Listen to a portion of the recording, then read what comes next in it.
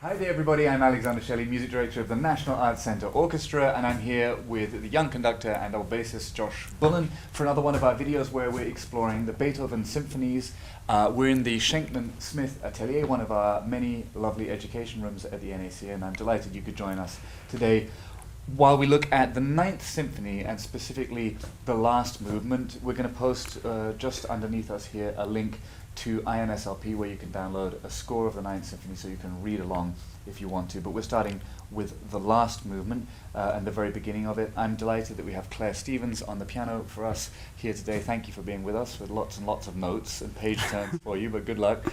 And as with our previous videos where we looked at the Fourth Symphony and the Fifth Symphony, I'm sure you can also find links to that below. We're gonna talk about some of the many really challenging aspects for a conductor, stick technique, musically, that come our way at the beginning of the Ninth Symphony. And as with the previous videos, I'm going to ask Josh to conduct the opening passage while we all watch and enjoy, and while Claire follows. And then we'll dig into different ways to approach it, technical aspects that we can work on. So, Josh, Yeah. Beginning of the last movement of the Ninth Symphony, good luck. Sure, thank you.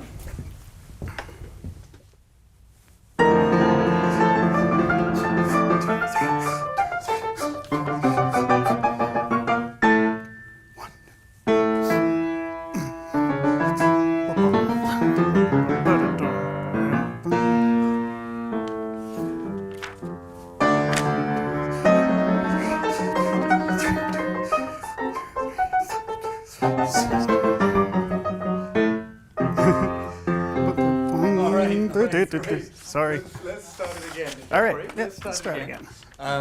Let's try again without commentary for the moment. Just see if you could respond to the things that went right or wrong there. Sure. And just give Claire more of a hand. Okay.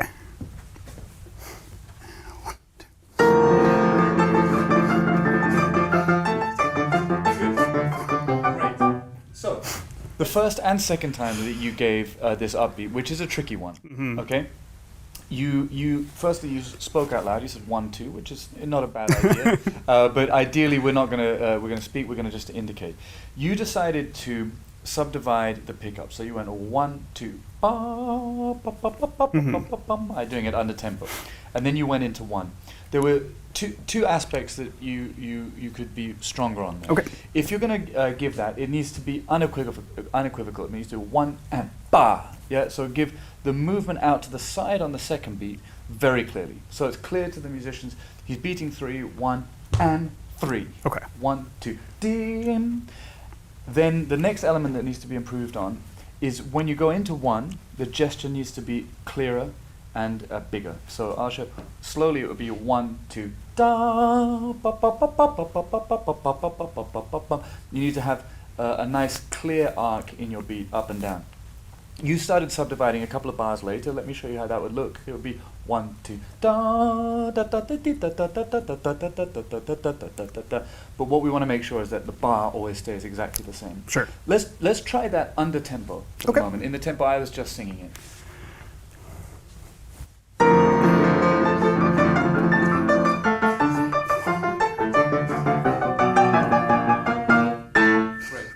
Great. So I say great. There were a couple of small things. Firstly, I didn't find the 1, 2, ba quite convincing. I'll talk about why in a second. Okay. Secondly, in this slightly strange hemiola in bar 5 and 6, you got lost. You got a little bit confused by what was happening, and that's of course, that won't happen again. I Sure. know, but it's something to be careful of. This downbeat 1 and ba.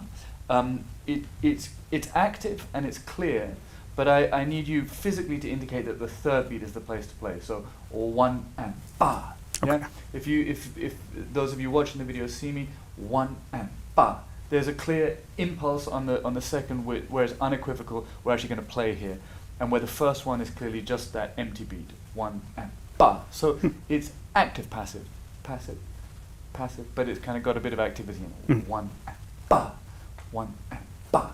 And again, you see that I'm using a little bit of my shoulder and a little bit of my upper body to give this, because it's really a fortissimo. This is what Wagner described as the terror chord. Yeah. It's just so fearsome and brutal, and it's actually bitonal. One and ba, you're almost punching the three. Let's just do that movement together, right? So we're starting up to indicate to the players this is the end of the previous bar. One and ba.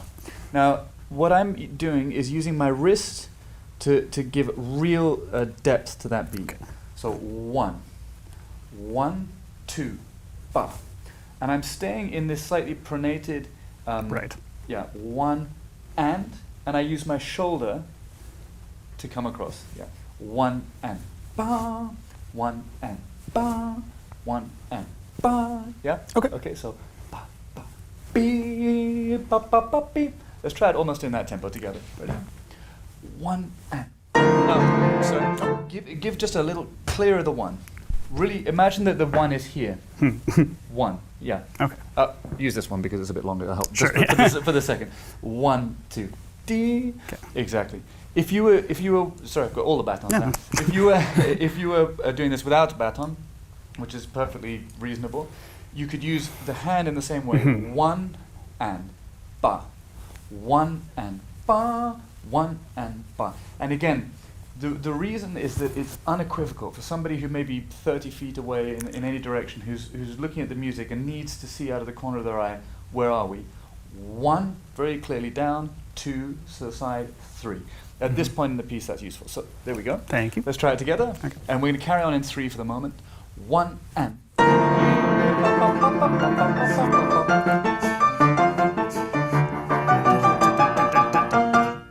Great. Okay. We're going to take the same music, and from the second full bar, we're going to go up to 1. And I want to. We'll do it together with a really controlled 1. Okay. 1 and.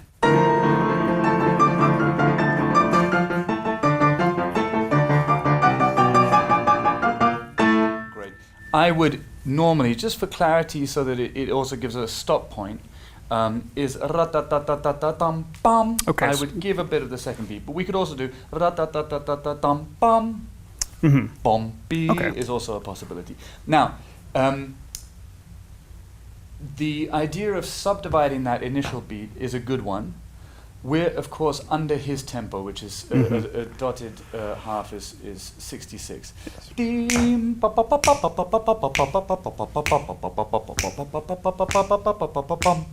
That's the tempo.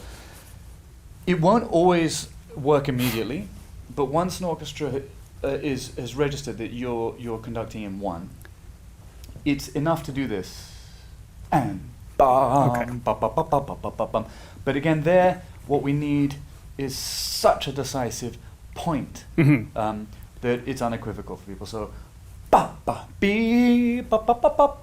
And again, I would be careful that if you're beating in 1, that you don't give any active bars beforehand. So if you're going to give an extra bar, you could do 1, 2, bar, right? But definitely not 1, 2, because someone will play on that first bar. So let's just practice that together. Let's say we're going to do it without the preparatory bar. Okay. And yeah, and in our minds we have la ta ta ta ta dee.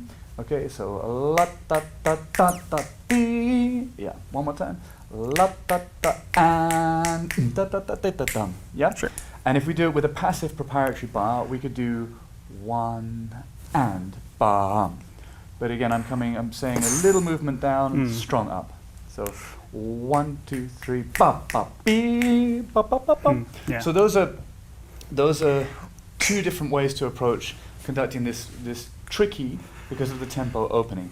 If you or if anybody watching wants to do it slower, always go for the 3 options. So 1, 2, dee ba ba ba ba ba ba ba ba. And there are many fine performances in that slower tempo. There's been a tradition of mistakes about the tempo printed in this score. I can see it says 96. Yeah. So in the Dover score, the presto is marked as a dotted half note at 96. That's a famous misprint. It was 66 that he asked for, and understandably, when people saw a dotted half at 96, they said, "Well, that's impossible. It's unplayable." Yeah.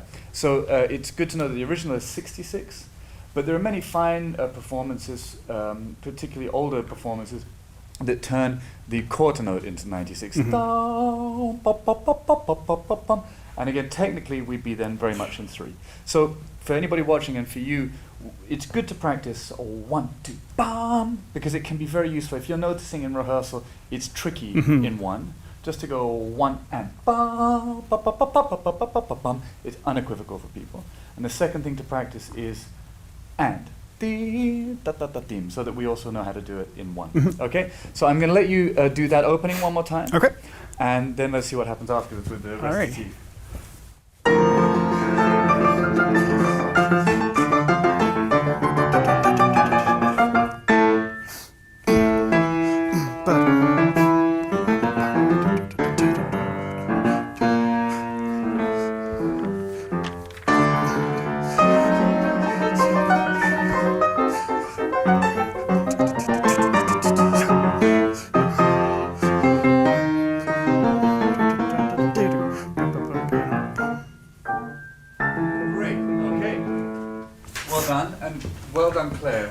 Okay, so there are a few things that I would say. It's useful to bear in mind, okay, I want this to stay strictly in 1. There's going to need to be moments where I let it breathe for the performer. So, for example, if we're talking about bar 9 into 10, in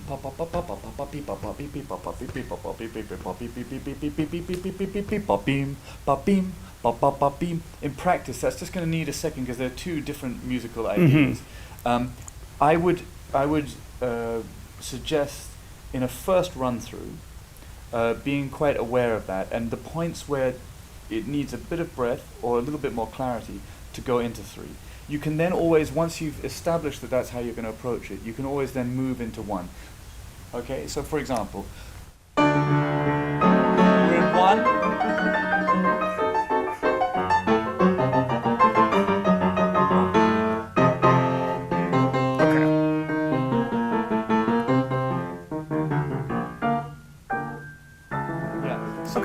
Ultimately, you're staying close to this a tempo. We'll talk in a moment about his markings, Beethoven. I like what you're doing. It's the way I approach it too, which is to stay very close to this presto tempo and to do the recitative in a kind of presto recitative. But there are many different ways that are utterly plausible to approach this. My experience is that in this presto tempo, you need to give space, exactly those bars that I indicated. If only just for clarity of getting the different sections to play at the right time. Because the alternative is which could work, but people will really not be expecting it. Sure. So, for the sake of practice now, we're going to take bar 17, was it 16, where I just started, and I'd ask you to stay in 1 all the way through until this bar here. Let me just get my score with this. Yes, if you could take the pick up to measure 17, and then in measure 24 through until the Allegro ma non troppo. Okay. Be in a subtly slower tempo, just to give it a little bit more breath to speak in 3. In 3. Okay, Okay. so go ahead. Oh, Sorry. I'm going to give you a 1. Yeah. Exactly. Remember, it's and ba. Okay. Come more vertical and bum. B. Now that could happen quickly. Bum. But there's a journey to that point rather than it going. So be in motion beforehand. And 1.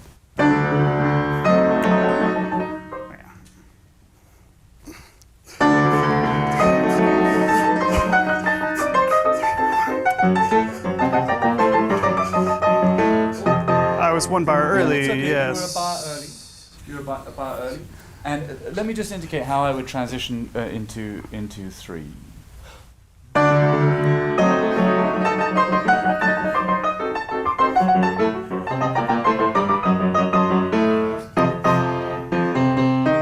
Okay. So I do 2 things. First of all, is because Claire knows that that's a moment that something might happen, as with the bass section, because they come in there, at the woodwind, they stop there. Everybody at that moment will just be looking up for some information from us. I make sure I catch the eye of the person who's doing it, in this case, the wonderful Claire. And I make sure that she sees that I'm moving from this, la ta ti, and what you heard is exactly what will happen in practice. That actually the la pa pim, which is in bar, where are we? In bar 24 for those of you reading along. So the cello bass entry. It will happen in tempo, and the slowing will happen towards the end of the bar because you'll see my beat slightly slower, but won't be able to register it in practice there. La ta ta ta ta ta ti ta ti pa bim, and from that next pickup there's a bit more space, which works quite nicely. So make sure you don't go into 3 a bar too early, but when you do, get Claire's attention and make a clear movement to the side so that it's clear. We're no longer in 1, we're now in 2. Okay? Same place. Thank you.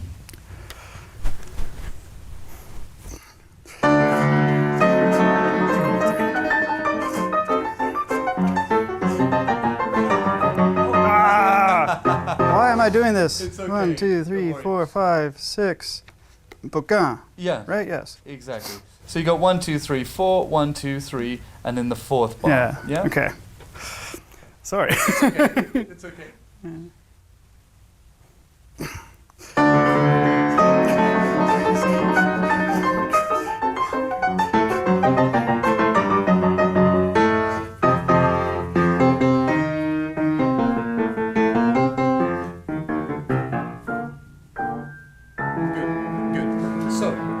Well done. When you get to those woodwind chords, you will probably want to place them. So ba ba ba beam, ba ba ba. I'm singing badly from measure 25. Ba ba ba beam, ba ba ba be la da da da da dee la, ba ba ba be la, bum bum beam. Now the way to achieve that is by on the downbeat giving more time to the beat. So we're in this tempo before 1 2 3 1 2 3 1 2 3, or in 1. And dun dun dun bum bum. Okay, so a little bit bigger so off the 1 bum, a suddenly new tempo, and connecting with the woodwinds. 1 bum bum be. In fact, my advice here is to get into the tempo of the next allegro already on those 2 beats. So 1 pum pum. Okay. Buddy. Yeah. So there's, yeah, okay. So let's try it one more time. For now, could you do a version where you move into 3 and pretty much keep your body centered? So 1 ba ba beep beep ba ba beep beep ba ba ba ba ba ba ba beep ba beep ba beam ba ba ba beep. You're just using your arm, just for complete clarity. And Sure. we can use more physicality later if you want. Okay. Same place, please.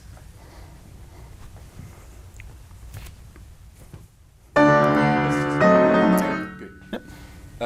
We're talking at the moment about the function. I get it, and we're in a room that's small. You don't have a big organ. You just remember, ultimately, we're looking for and ba da ba ba ba be. So it's prepare ba, and then you've got to imagine in your body language, even if it's without your face, even if it's just your arm, da, di, that you have a force of sound, an intent there that is excruciating, because that's what that chord is. It's a painful chord. It's so surprising after this heavenly slow movement that came before. So you prepare and ba, ba, ba, ba, bim. I understand in the context it doesn't feel quite normal, but let's give it a go. Okay. And ba.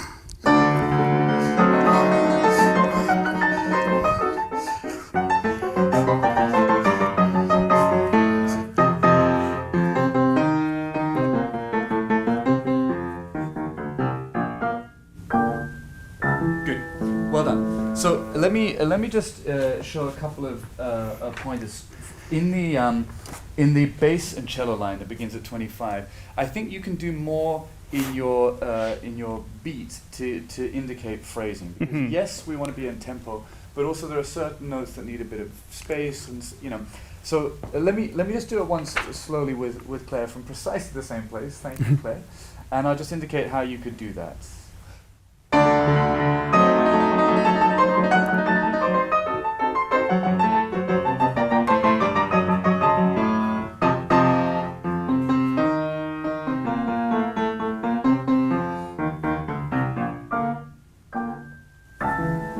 Indicated a piano to them. That was my bad.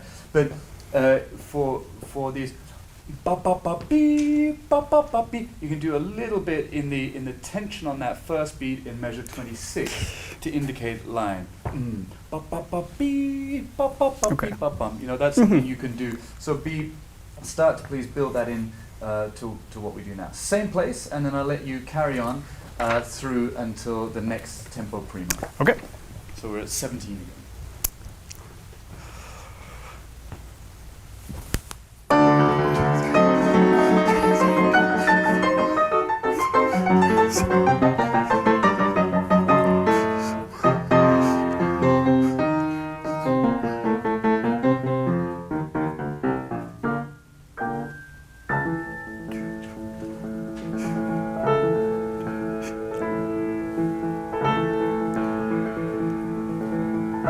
Go back into a fast 3 here.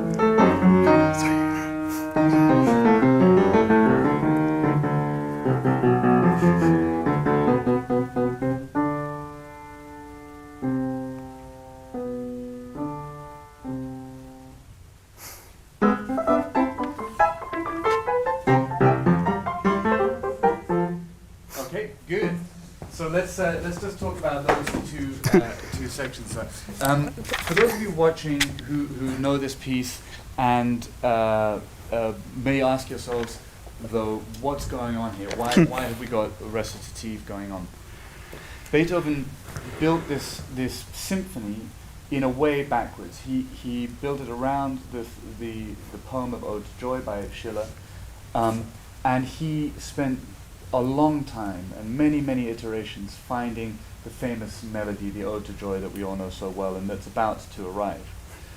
And we have 3 movements preceding this that take a journey in themselves. We start in D minor, it's anguished, it's terrifying. We have this powerful scherzo movement and this beautiful sort of Arcadian slow movement.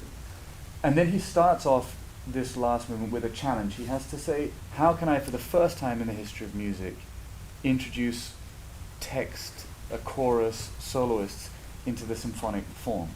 And he does something, of course, which is very brilliant. He decides to begin the final movement with the implication of a recitative, so the implication of voices, without you actually ever hearing those voices. So over the lines that are played by the cellos and the basses, this recitative line, he actually wrote in his sketches different texts, so recitative texts that he had in mind. And after playing the introduction, he says in his text, we need to find a theme that's worthy of what we want. And then you hear an excerpt from the first movement, bop-beam, bop-bom, bop-beam, which we just had. And then he says in the text that he wrote over the cello bass, I know that this isn't right. This is too anguished. This is too dark. I'm doing a rough translation. And then he quotes bom, ba-dum, bop, bop, bop, bop, bop, bop, bom, the scherzo, and he said, no, this is too sporty and too meaningless. We don't want that. And then he quotes the third movement. And then in the recitative, the text he wrote was, we need something that's more animated. That's beautiful, but we need something that's more animated. And then he comes to the theme for the first time in the symphony. And then over the line he wrote for the basses and Shelley, he says, yes, this is it. This is the theme we want. We're going to take that and run with it. So when we're thinking about how to perform this wordless recitative in the cellos and the basses, I think it's very useful to have that in mind, that yes, he says a tempo, like a recitative, but a tempo, which I think is a good reason to stick closely to the presto line. But remember that it is an expression of something concrete. So never let the idea of text disappear from your mind, which I think is an argument for letting these lines speak a little bit more than you were letting them at the moment. Okay. You were letting it pretty much stay our tempo. That's a technical thing as well. But when we have giving it the space that it is a kind of parlando or a spoken quality, I think is very useful. Okay. You could, when we get to the allegro ma non troppo, let me find the bar number for the one I mean. When you get to measure 30, you could indicate more pianissimo.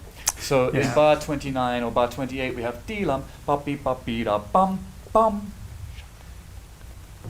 the preparation for everybody who's about to play on the third beat of the previous bar needs to be strong.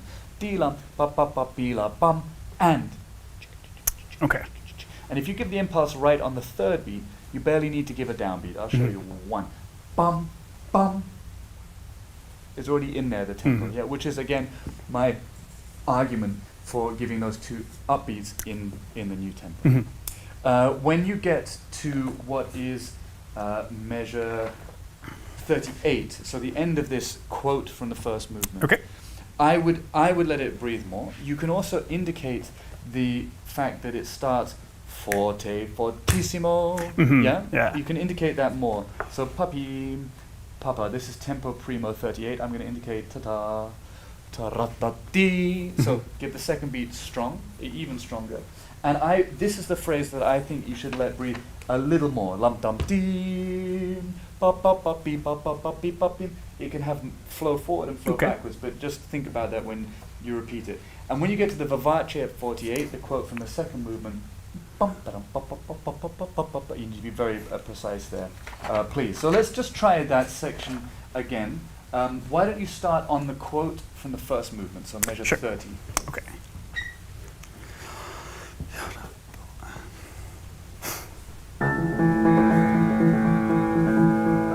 Good. Let me show you what I would suggest for the beat in contrast to what you were doing. If you go, Okay. that'll be enough. Yeah. So it's really that at this point you're thinking of the tip of the baton being very focused and really focus on that being the space you're conducting in, not so much the right hand itself. Okay. It's okay. Sorry. So it's a very interesting thing, the difference between giving someone an upbeat and then thinking you're just sort of. A lot of it is to do with eye contact. If you say, yeah. So it's also the little flick. It's just to believe it. Here we go. I would be more still. I'm sorry to stop you. I'd be more still. Yeah. Good. And I say be more still. Within the stillness, you can have a little bit of motion, but it's more a stillness here. If you say, I'm not actually starting from a completely solid. I've got a little bit of motion in my arm and done. Thank you, Claire. You're very kind to keep on writing these down. Okay, so let's just try it together. Yeah, and we're going to do it once without the audible breathing. I think you think about the breathing, but we don't need to hear it. Good. Yeah. Okay. I'm going to let you. I'm going to let you conduct. Go ahead.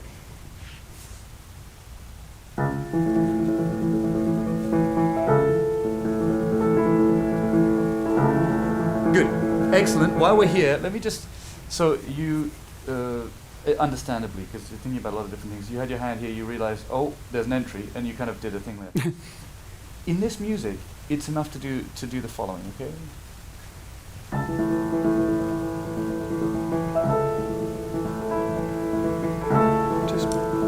Just as you just look one and go. You can just look at them and it'll happen. There's no need for the left hand. If you're going to use it. Thank you.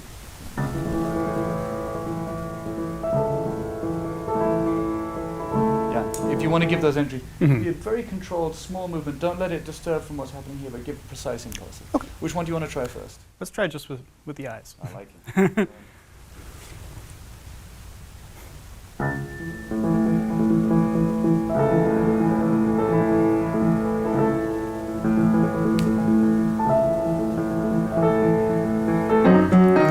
There it is.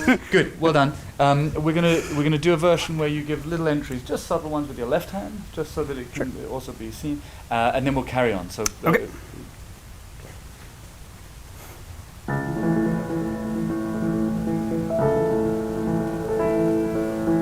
Good. Sorry, Claire. Excellent. In terms of maintaining what is only 8 bars long, a very delicate pianissimo, I would say prepare your hand earlier. So I'll just, it'll be 1, 2, 1. But within this space that you're creating, where you're going to mirror the sound you want. If you go 1, 2, it's already somewhat broken the magic. It would still work, but it's so useful in this introduction, which has got so many different characters, for you to be so clear. This is a moment of utter stillness. So, da dum ba ba ba be da buff buff. You'll get a far more focused sound. Okay. Could we take 2 before the allegro? Oh, you've got a page turn. I'm sorry. Yeah, and I'll indicate what I mean. You can just watch.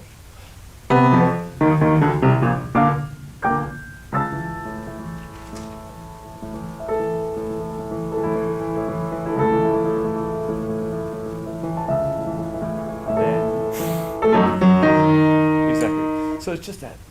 Breathe. Okay. Yep. Good luck, and then we'll carry on to the next passage. 2 before? 2 before, why Sure, not? okay. So that Claire has to tell.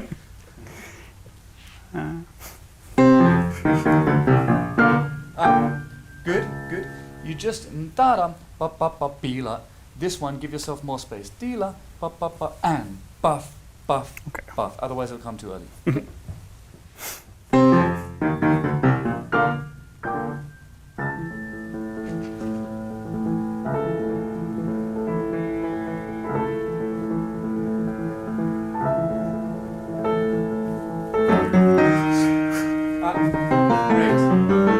Excellent. The mistake that's easy to make here is giving 2 active beats after you've given the second beat that are not necessary. Yes, right. So, la da dee, 1, 2. Yeah, I don't mean to sound like I'm making fun. Oh, no, it's fine, yeah. It's very easy to do. La da dee, but they're going to be da da dee. Which one are we playing on? Da dee da dee da. And of course they'll count, but you're not necessarily helping. What they need from you is ra da dee. Ba ba ba be. So try and turn after the second beat, the third and the 1 into slightly more passive beats. So slowly it would be ra da dee and da da da dee. Yeah. Okay. Thank you. Can we go right in on that? Sure. Where the recitative comes back.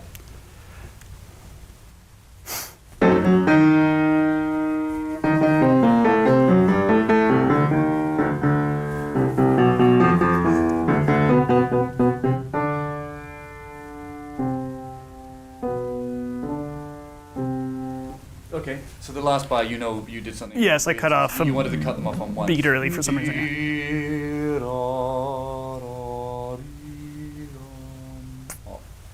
And bum, ba-da, bum, bum, bum, bum. So let's try it again, Sure. please. Could you'll see that it may be the result you want at the end, but at the moment you're making life for Claire a little bit sort of hectic in the 3rd, 4th bar of this recitative that we're at. I think you could just subtly reduce the number of impulses you're giving and give a bit more direction. So ra da dee, pop pop pop beep pop pop pop pop beep, if you will. Okay. Something like that, so that for her it feels less note for note and a little bit more directional. Sure.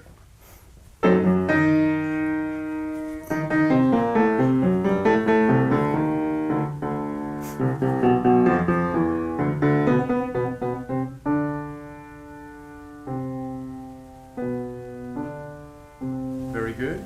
In the last 3 bars, I think it feels like it should naturally have an element of diminuendo, and I think you could indicate that again more subtly.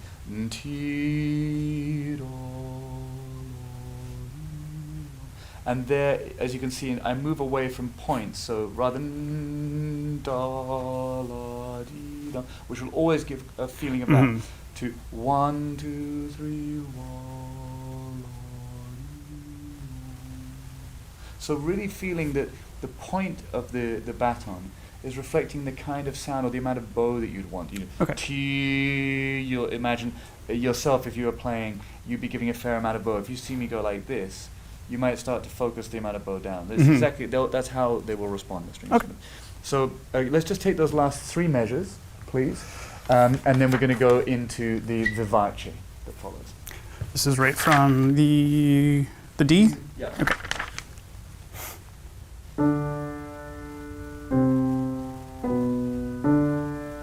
Good. Do it one more time with a little bit more ritenuto. You Sure, don't have to do it later, but I'd like for us to just practice it. Let me indicate.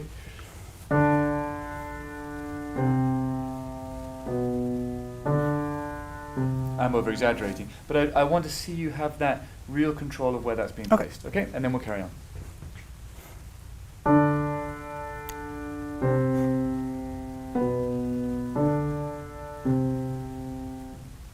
Good, very good, very good.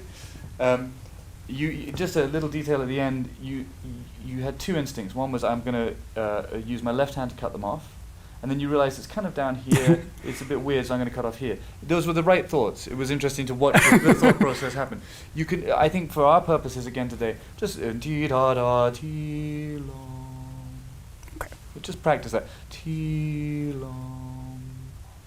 And for again, for those of you watching, this kind of cutoff in this dynamic with only two groups of playing doesn't need to be a big gesture. You can basically just give the third beat.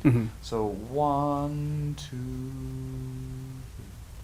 It can be very gentle. 1, 2. It'll be clear to them that you're stopping it. Okay. Okay. Last time, please, those 3 bars from the D, and then we'll go into the vivace.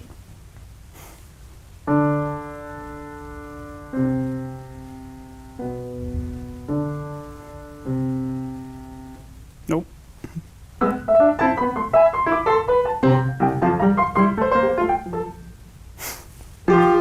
Good, very good, very good. So you made the right choice of stopping and then restarting. I would suggest stopping at the bottom of the beat rather than the top. Yeah. Yeah. So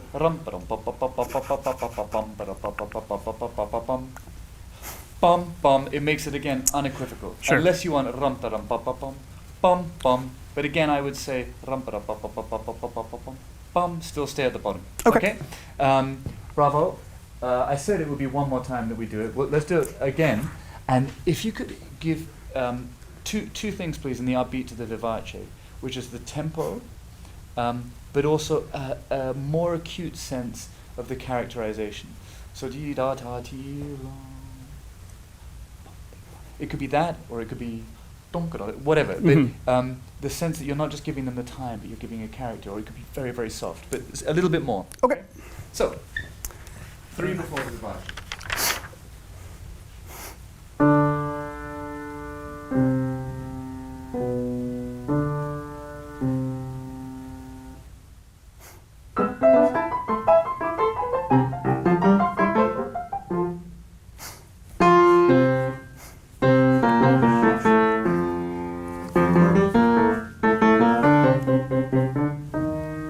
Good. So what are we preparing here? We're preparing the quote from the slow movement. adagio, yeah. And again, I think there's no ritenuto marked. I think that there's a pretty strong argument for because he writes the diminuendo, preparing the coloration of the third movement. Could we take that entry of that last recitative entry before the adagio cantabile?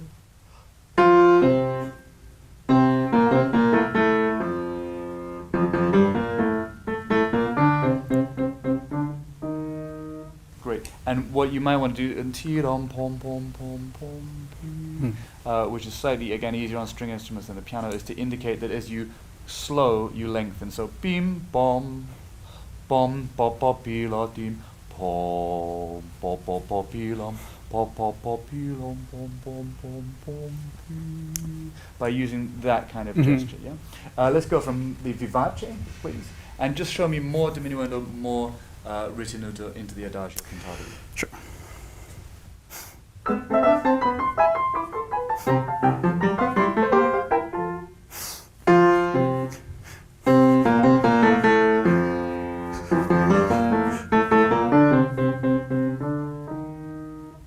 Oh, you need to cut them off. Yeah, okay. Yeah, either T or T. Okay. But T.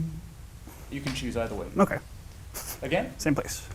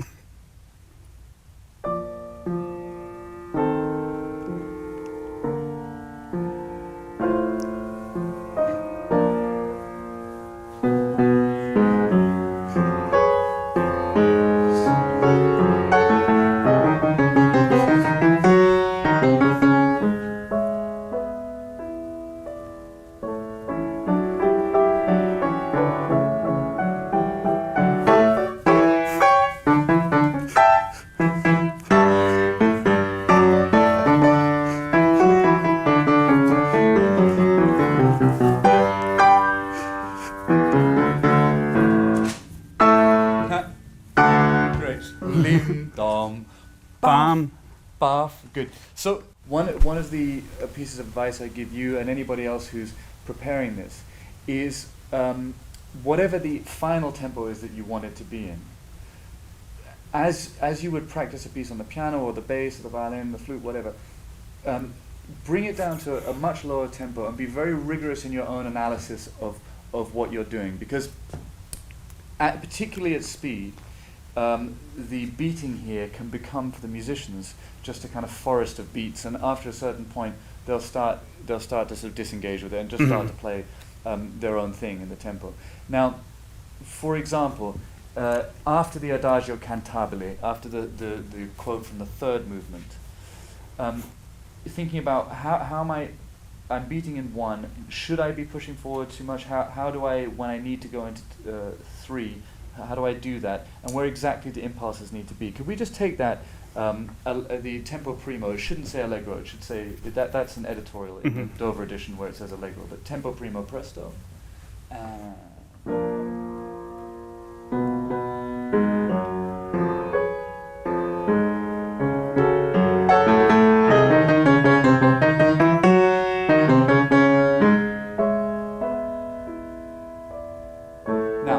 I did a little writ there because one of the things, and I didn't really conduct much else, I was on a little writ, but one of the wonderful moments here is if you know that in the text that he had in mind for this recitative, he's been saying, we haven't found it, we haven't found the theme, we haven't found it. And then,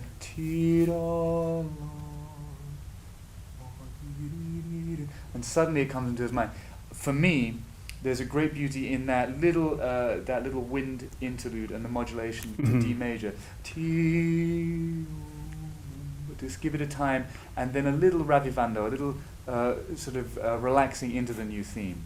And again, I would say that there's a clear sort of musical argument for doing that. But as you saw, when we moved into the 8th and the 16th during that last recitative, again, just so that it doesn't get ahead of itself in a concert hall, I go into 3 there. If one stays in 1, there's another option. Could we just do that? I'll be a little quicker like you were as well.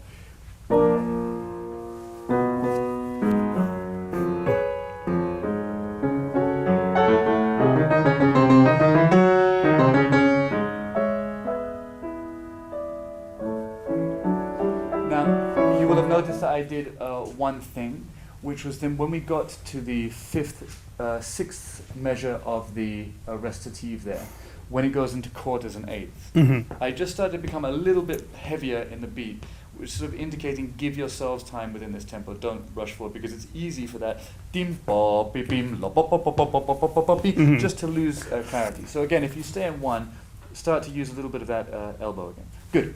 We've covered that. What I'd love you to do is go in on the vivace again, please.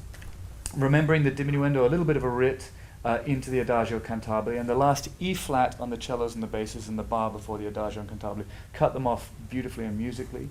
I think for the Adagio, you could have given a clearer upbeat for Claire. So we la ba ba ba ba ba pim. Just make her really feel calm, like that's where he wants it. Just eye contact and breathe with it. Then you've got the following recitative. And then try and find, in the way you indicate it, that sense of joy at finding the joy theme. Okay? So we're going to go from the vivace again.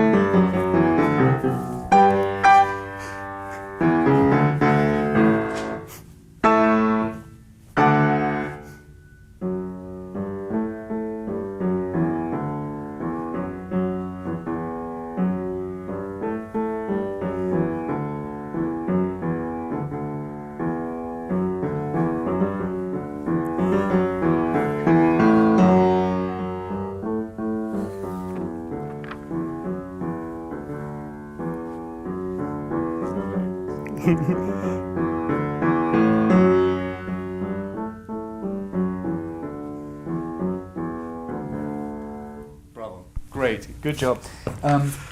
So I thought there were many excellent things you did there. The final allegro aside, so when we get into the tune itself, the Ode to Joy, the bar before that, you a couple of times just had a little technical stutter, a very small technical stutter. And when I say that bar, I mean, for those of you reading along, bar 91, measure 91.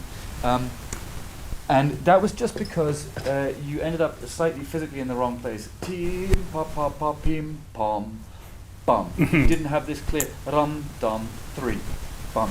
And there's a chance that if you'd indicated it that way in rehearsal, people wouldn't have quite worked out what you wanted to do. So, team. So this is singing again badly. My apologies.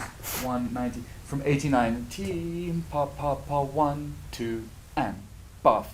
Okay. Buff. So you can give that third beat? Exactly. Whatever tempo you're in, make sure that it looks like a 3. Okay. I'm just going to ask Claire 432 to play the tempo primo, please, at actually no, the allegro assai at 77. Yeah, and I'm going to go into the theme, and I'm going to just show you once you've set the theme how little you can give. Okay. Okay.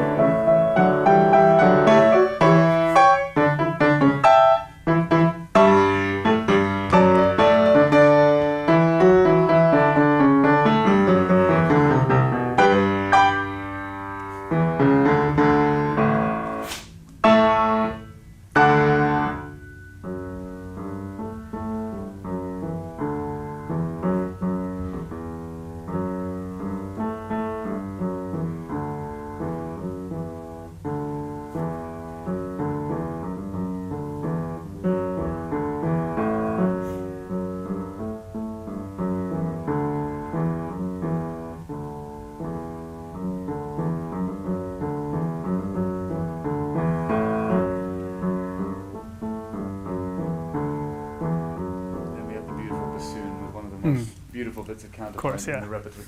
But even what I was doing there is quite a lot. The strings there, they almost can give nothing, as you well know. And the more you give nothing, the more it'll disappear into nothingness. And just very subtle, as I was doing, shaping of where a phrase is sort of leading and where it's leading away from. That's the maximum you need to do. And the reason I'd suggest that is that, as you know, we're looking now at a phrase. It's again an extraordinary part of this symphony, that having looked for this melody that will express everything he wants to express, joy, which is so at the root of the Enlightenment experience. You know, why not love? Why not a lot of other things? Well, joy is the manifestation of all of those things. You know, love and truth and freedom ultimately manifests itself in joy. This is why he chose this poem. And he's been searching for this. And he finds it. He says to us, he says, I found it. This is it. Let's go with it. And then instead of presenting this big, joyous, he starts in a way that kind of, it embodies everything that Beethoven was.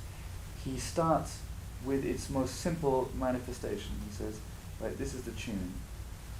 And then we see him compose in real time. He adds layer upon layer upon layer of counterpoint. So it's to all of, you know, I know you know this, I'm just reiterating it for the sake of this conversation. It's to the benefit of the architecture of what's to come.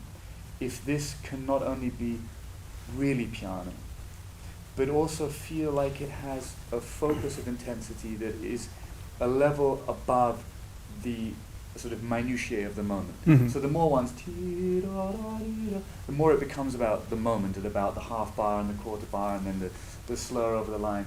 And the more you can allow through your body language everybody maybe to rise into a more metaphysical plane, the more to the benefit of the rest of the movement. I know that's a bit highfalutin, but I think for all of us, when we're conducting, the ultimate goal, beyond any of the technical aspects of it, is then to reach the function of empowering the musicians and the music to speak in that way. Mm-hmm. So it's not only useful technically because it means people will listen to each other very well the more you reduce, and that's another point worth iterating while we're on it. For a lot of music, for me, many other conductors, if there's a moment of ensemble issues, leaving a passage like this just to be, set the tempo and let it be, will help with that too. So we've covered a lot. This is, yet again, Josh, I've asked you to cover some difficult passages in the symphonies, and I appreciate that very much. We have a couple of minutes, and maybe we could look at the very end of the movement. So those of you reading along in the score, letter S. Or bar 795. Is bar 795, thank you very much. And we're in the middle of the final chorus. And one of the challenges here that I'm looking for Josh to deal with is the tempo change in measure 810, where we have a slowing into a poco adagio, and then picking that back up into the tempo primo at 814. I'll give you a little heads up. I'm also looking for a clear cutoff for the chorus on the second beat in 814, because they're going to want that from you as a tempo. Right, change. okay. And then also going into the poco adagio at 832, where we have the soloists singing this passage.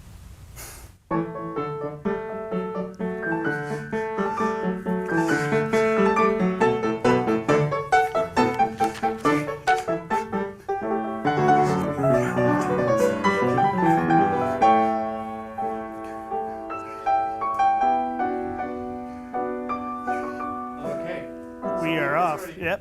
You're on the fourth beat, you're on the second beat. I am, yeah. Let's start it one more time. And again, the fact that we've had this happen means that you as a conductor haven't quite fulfilled your role. So we need to, for the sake of this, which is the first go at this, make sure 1, 2 is very, very clear. And then you had a little bit of an issue around the second choir entry, but pom, pom, pom, when we get into the poco adagio, you guys weren't actually coordinated anymore. Let's just try it one more time, making sure 1, 2 is very, very clear, and you really are connected with what Claire's doing.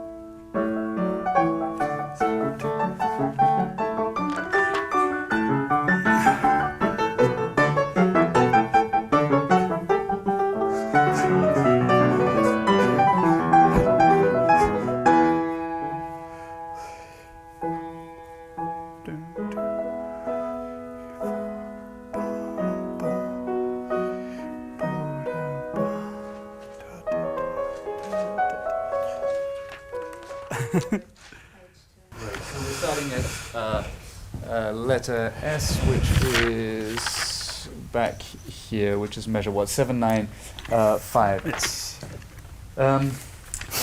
You were indicating very strongly this piano, which is good. Yeah. It is there. I would, and when I say this piano, I'm referring to measure 805.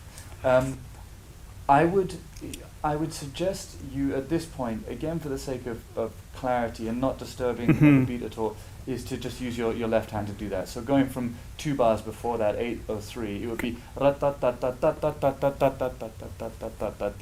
you slightly reduce this. As you did it, you did a lot, which is fine. It was clear what you wanted, but there's a lot happening for people around there. So would be enough. Okay. Anyway, that's a useful movement to practice. 1, 2, 1, 1, 2, 1, less, more, 1, 2, 1, less. You can use that as an exercise. When we get into the poco adagio, I thought there were many lovely things. You can give, if you want, a little bit of something to the first violins in 810, 812, just to sing that line with them, and be with the chorus. Let's imagine, for the sake of practicing, there's a chorus there at the moment. I want to see you indicate also how legato and sostenuto they're singing. again, the pickup to tempo primo at 814 could for me have been more incisive. Da di da da di la ti la ti and ba ba ba da ba da ba ba ba. Okay. And again, it's going in the old tempo 1 2, but making sure you've sort of got contact with everybody for the next part. Let's start it one more time from S. Okay. Please, letter S. Maybe also let's just take it a hair under tempo Sure, so that we can yeah. see. Rum, pum, pop, pop, beep, pop, pop, pop, beep. Let's try it around there. Okay. Just to see everything technically.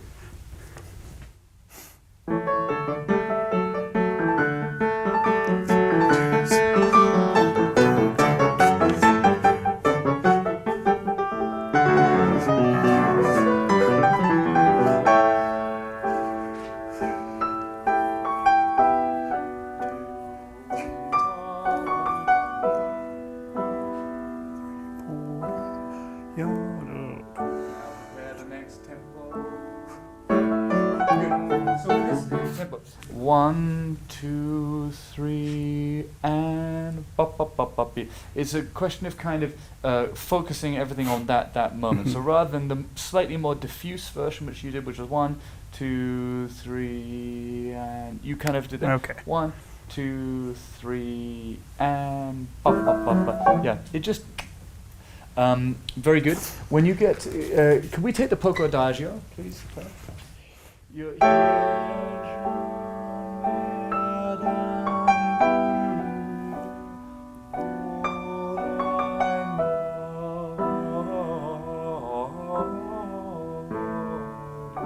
think you can be a little stickier. Okay. Yeah. So just when I say stickier, I mean the contrast between this and this. This sense that there's a kind of never-ending line. You're giving impulse and you're with it, but it's kind of. Okay. Yeah. Okay, so let's just try that poco adagio with the connection into the new tempo. This is measure 810. Sticky dum. Very good. Very good.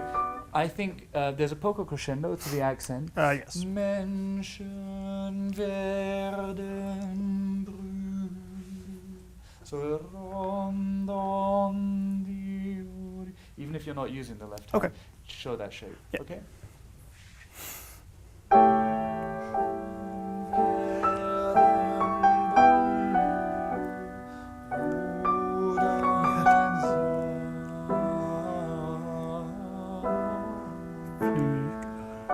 Now ready, collect. Good. So again. You just take care that the fourth beat is in the old tempo. 1, 3, 4, 1, but somehow within it you're preparing for a new impulse. Yeah, a little bit like when we talked about the Fifth Symphony and you can just drop exactly at the right moment. Okay, one more time the poco adagio, 810.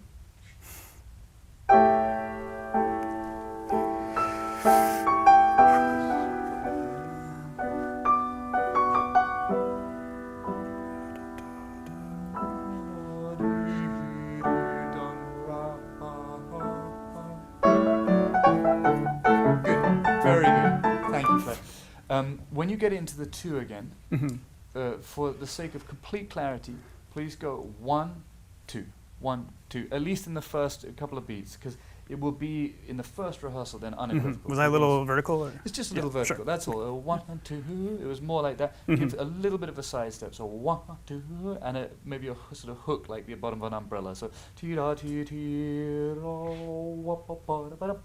yeah. Okay. Great. And otherwise, let me just have a look at let's take 822, please. So going into the next poco adagio. Okay.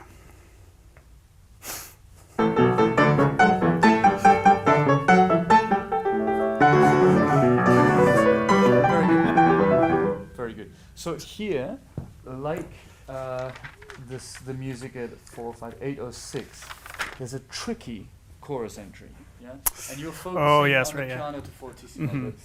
Mention da da di da da da dim ba bi da di da di da di.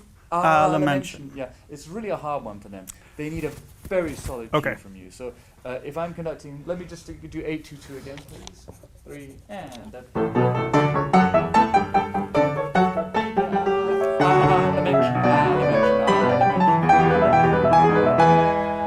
Exactly. Okay. And you know what? Just to add to that, the soloists need it in 8/30. Right, the same, yeah, okay. So we just do it one more time.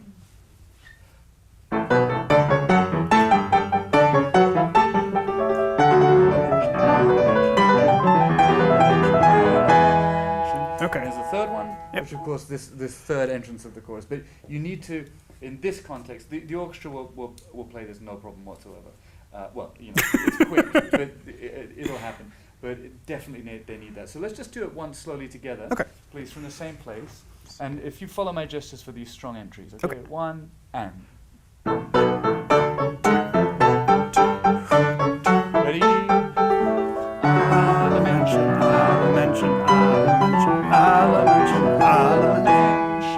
So that's the slow version, Okay. exactly. So la la la li la li la li la lum pa pa pa pa pa pa pa pi la mention la mention la mention la mention la mention. Yeah. So the solos will probably be here. They could be in front of you. Yeah, who knows? But wherever they are, either a turn here or a turn there. Let's do it in tempo. Okay. 822.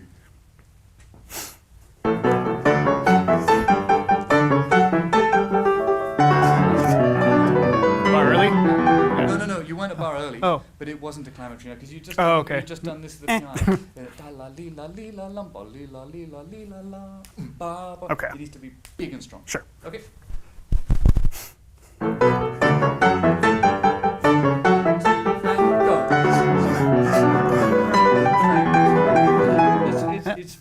It's fine, but it needs to be unequivocal. I keep on saying that word. Mhm. Let's take 2 bars before. It would be 1 and 2.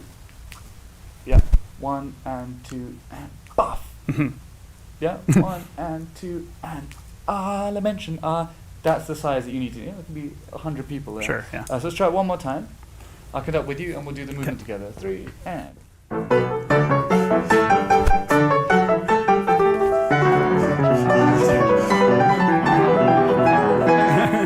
Yeah, okay, yeah. So there's a lot going on there. Yeah.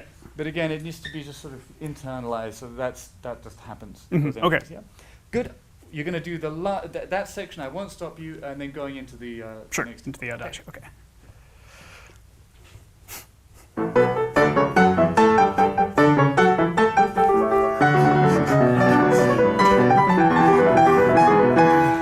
Two, 3.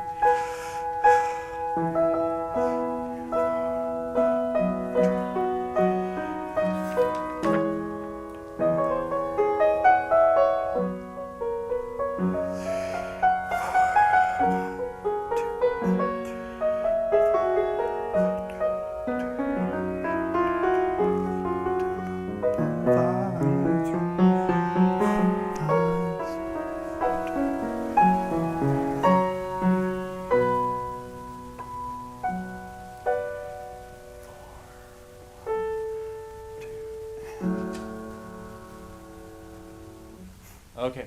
So in this measure, in measure 842, the last bar before the poco allegro, there's a lot of things you need to give. So the only soloist who changes note is the bass. So let's say he's Yes. over here. He goes down to the A natural. Mhm. Then you've got the violins who go on to the 3rd beat, but they come off on the 4th beat. Right, okay. The singers keep singing, and they're going to need the T of Wald. Yeah? Flügelwald. Okay, So you're yeah. going to have to give the A natural, the 2nd beat entry of the 1st seconds, 3rd beat cut off for them, and then the T. Okay, So 1 bass, 2 them, 3, cut. cut them off, T with the left hand. Okay,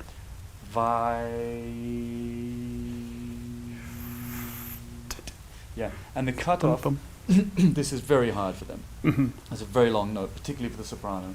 And it's, in practice, frankly, even with the finest singers, in practice, you're going to have to probably place that T earlier than in an ideal world. Okay. Just keeping it. But, however you place it, you want to try and make it a soft-ended. Flügelweit.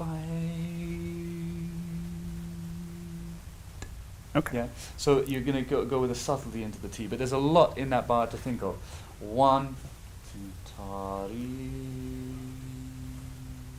Yeah. Right. And if you watch when that, I do yeah. it, you make sure that you keep the fourth beat completely still, so that you've cut them off. You're still on the fourth beat.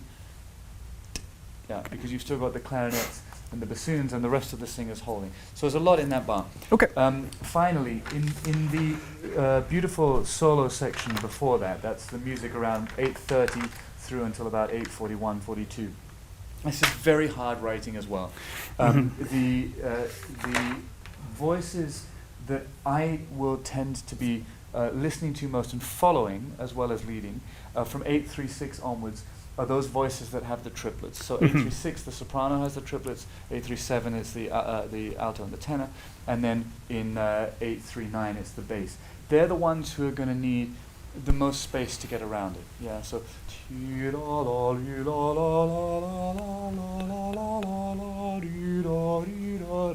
You may say to yourself, I want this to be in tempo, but frankly, this is the moment where you have to give them the space they need. So that's just as a piece of advice when you come to it. Really connect into those triplet voices as you go through and stick on them closely and indicate to the other soloists as well, that's where we are, that's what we're focusing on. Okay. So I'd ask you to do that final adagio from 31, from 832, please. Thinking about, I may even sing along poorly in the background just as a help. Okay. And let's try and get 842 correctly. Where Okay. you're thinking of the A natural, A and the natural. bass, entrance of the violins, third beat nothing, fourth beat cut them off, and then the T for the singers. And then if we're doing the luxury version, you've got to go into the next poco allegro with stringendo. So 1, 2, 3, 4.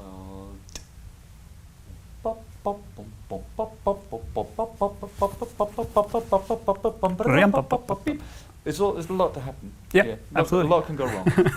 So this is the last section we're going to do from the poco adagio 832. Okay.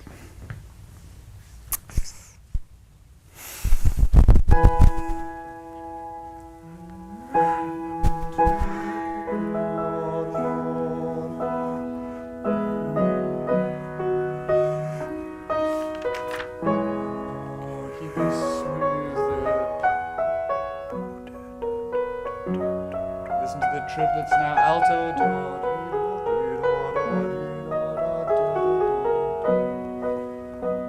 Now from the bass pick up.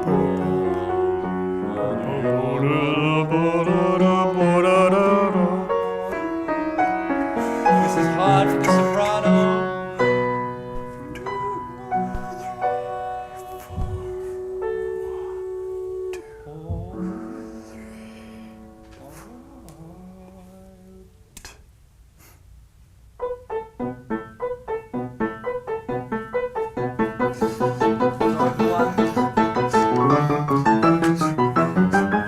Very good, very good. Bravo, thank you, Claire. So just a tip, by the way, for anybody, when you're changing from a smaller unit into a bigger unit, it's useful to go across a bar or two early. So if we have bum bum bum bum bim bum bum bum bim bum bim bum bim bum bim bum bim bum bim bum bim bum Okay.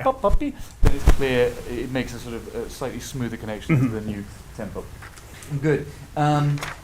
And one other small tip would be an 8-4-3. So where we have this poco, allegro, stringendo, and stringendo, you gave an upbeat and then a downbeat. It's fine. It's fine. It happens so easily. My recommendation would be flügel weit. Just move up slowly on the cutoff of the T. Weit. Okay, so just give the downbeat. Yeah. Sure. If you're gonna give two, make sure that there's no kick in the first one. So flügel weit and one pop bum bum. Okay. Bum. Yeah, because there's always a danger if you go and one. Someone could easily read that as the main impulse. Sure. Great, Josh. Thank you so much. Claire, thank you very much. I hope you enjoyed this. This was a couple of corners in the last movement of Beethoven's Ninth Symphony. I'm sure Josh and I will be putting together some more videos in the future. Can't wait. And I hope that it was instructive for all of you. If you have any thoughts or ideas, please do write to us at the NAC if there's anything you'd like us to cover or for us to talk about. But see you in our next video. Take care.